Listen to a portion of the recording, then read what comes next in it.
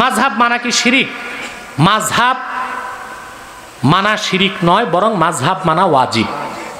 যারা বলবে চার মাযহাব, আমি বলে যাচ্ছি, যদি কেউ বলে হানাফি, শাফি, মালিকি, হাম্বলি এই মাযহাবগুলো মানা শিরক, সে কাফের হয়ে যাবে।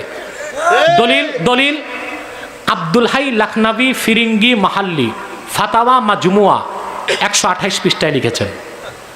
এই আব্দুল হাই লখনবী ফিরিঙ্গি কে?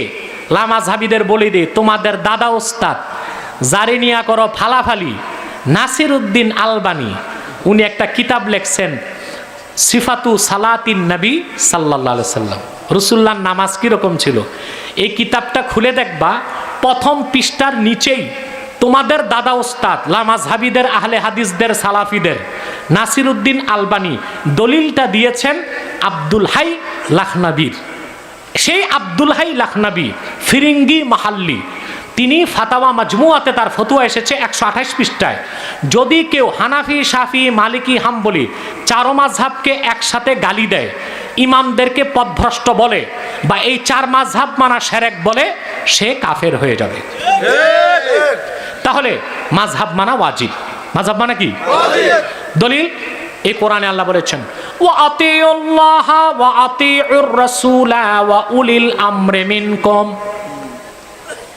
আল্লাহর আনুগত্য করো, মুহাম্মদ সাল্লাল্লাহু আলাইহি ওয়াসাল্লামের আনুগত্য করো, এবং মুহাম্মদ সাল্লাল্লাহু আলাইহি ওয়াসাল্লামের উম্মতের মধ্যে যারা উলিল আমার তাদের আনুগত্য করো। এই উলিল আমার কারা?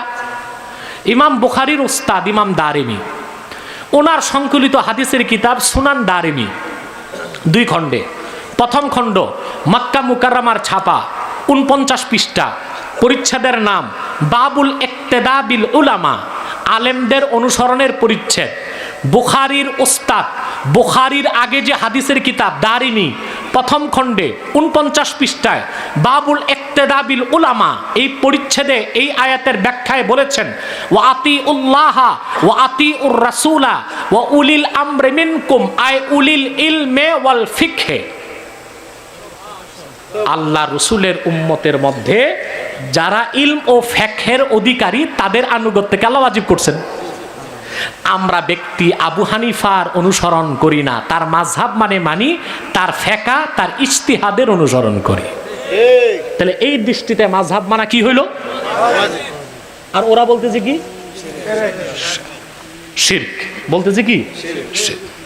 এদের সাথে আমি এখন আমার নাম শুনলে আর কাছে আসে না লামাযহাবীরা। আগে অনেক আসতো, তারপরে পাসারি খাইতো, ভাগতো।